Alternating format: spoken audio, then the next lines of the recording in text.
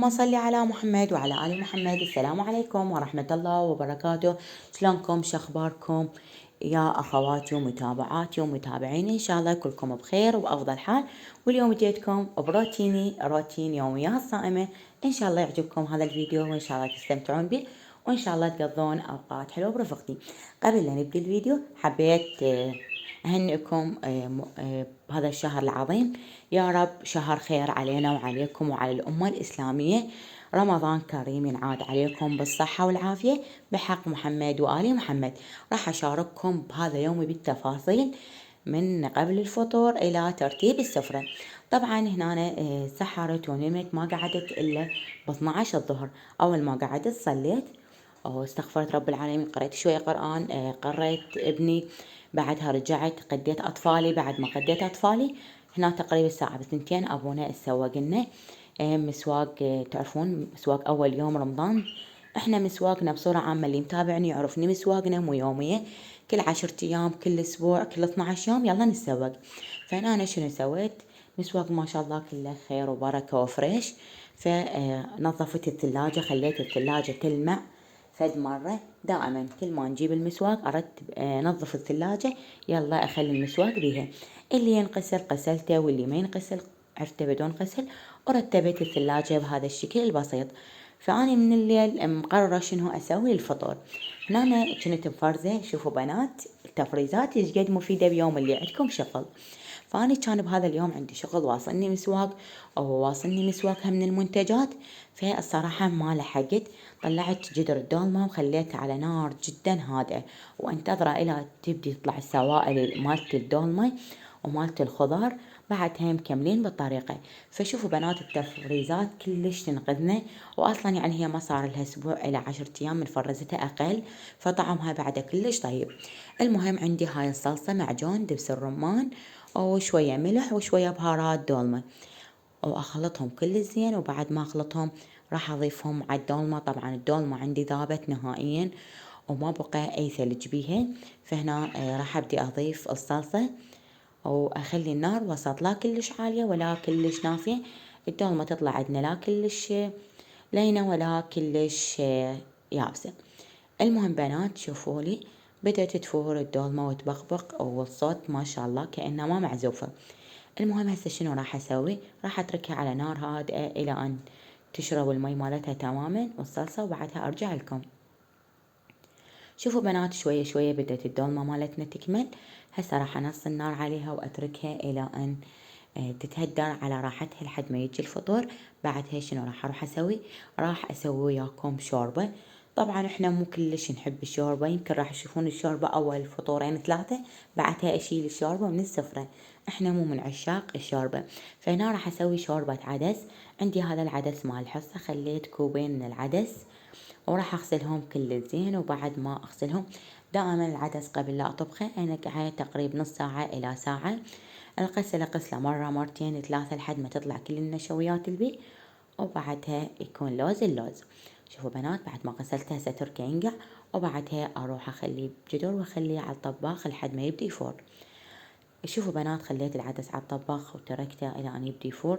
شوفوا بنات كل ما يفور تبدي تطلع رغوة بيه، فهاي الرغوة ضروري نشيلنها.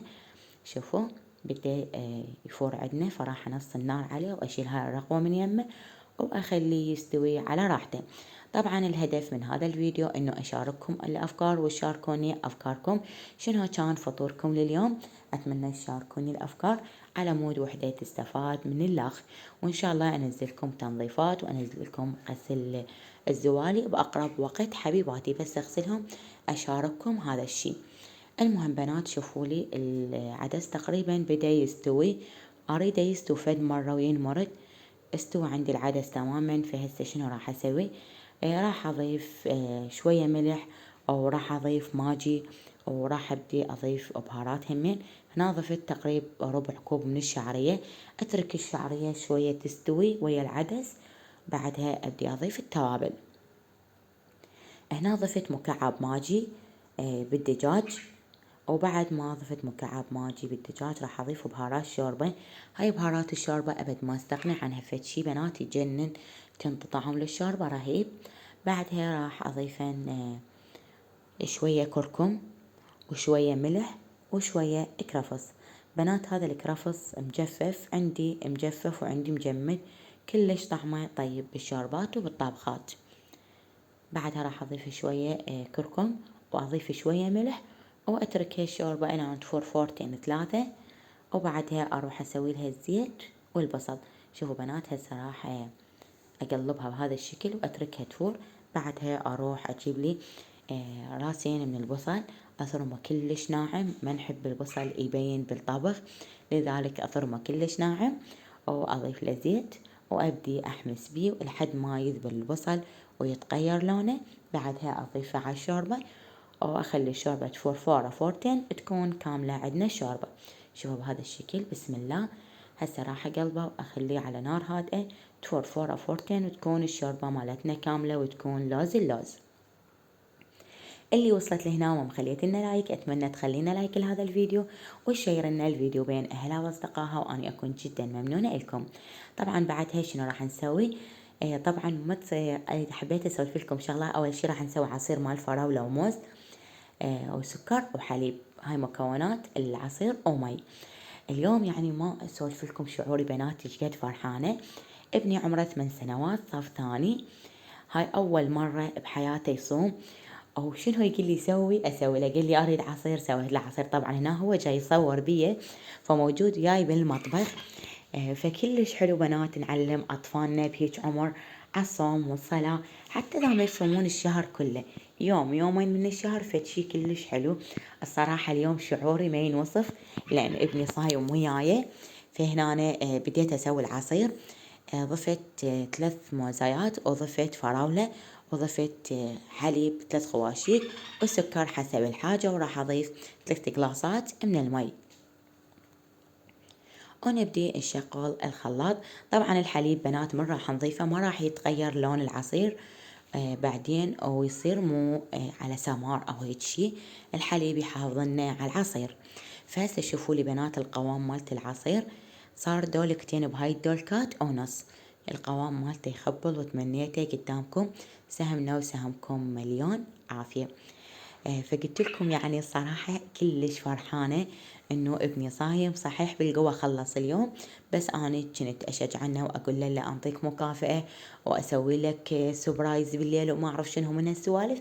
المهم بالقوة خلص اليوم، بس الحمد لله والشكر. بنات هنا على نار طافية، يعني النار ما مشتعلة، راح اضيف 7 قلاصات من الماي. اي قلاص تحبون تسوون بيه، راح نسوي حلاوة الكاستر.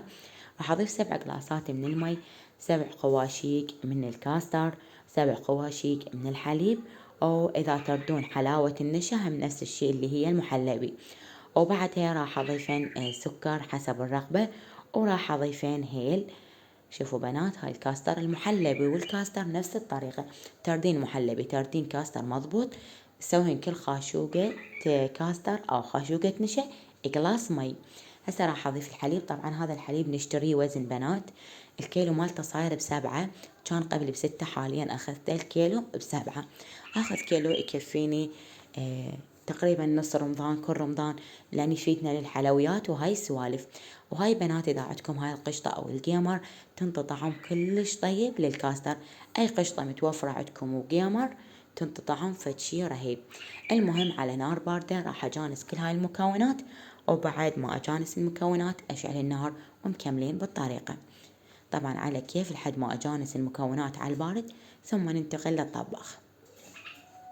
بسم الله. هنا انتقلنا للطباخ، وراح ابقى بنات احرك بيه الى ان يبدي يثقل القوام مالت الكاستر، وما اتركنه على مود لا القوام مالته يتكتل عندي.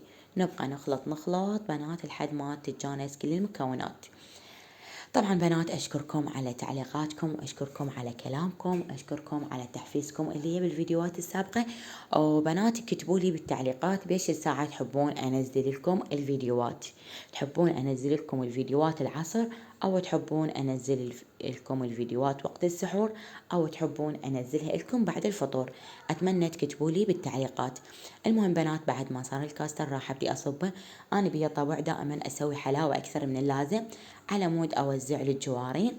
شوفوا بنات صارت هاي الكمية خير وبركة 13 كاسة، قسم منها راح اخلي ابني يوزع للجوارين، والقسم منه راح أعوفه للعشاء. طبعا اليوم العشاء مو بس بوحدنا، خابرت عيالي قلت لهم تعالوا تعشوا يمنا، وهمين خابرت بيت حماي هم قلت لهم تعالوا تعشوا يمنا. فابني راح يوزع الكاستر، اني هنا أنا بديت احضر باللبن والتمر همين. طبعا اليوم اشترينا لبن جاهز يعني مو روبا واني سويتها. وهنا همين راح اجهز التمر، وما عليكم بالاصوات اليمي اصوات اطفالي. بعد ما جهزت هنا طبعا مساعدة ابني، قلت لكم لا صايم اريده بس يخلص الوقت فحب يشارك بكل شيء. هنا بدينا نجهز التمر، راح اجهز الرقي، وراح نجهز هاي الحبشكلات اللي نجهزها على السفرة، ونشوف شنو نسوي بهذا الفيديو. ان شاء الله تعجبكم هيج فيديوهات، ان شاء الله ما تملون منها. طبعا بنات تقريبا هنا صارت الساعة بالستة الا ربع، فبديت اجهز السفرة، لان قلت لكم على مود ابني الصراحة اليوم رتبت السفرة من وقت، لان ماما جوعان. المهم هنا اول شي قلبت الدولمة، طبعا راح اطبطب على الدولمة واراويكم شلون صار شكلها، وبعدها ارجع لكم. طبعا حارة كل ما اريد اشيل الجدر ما اقدر اشيل الجدر بنات، كان يحرق ايدي. هاي الدولمة قلبت الدولمة وراح نبدي نجهز السفرة.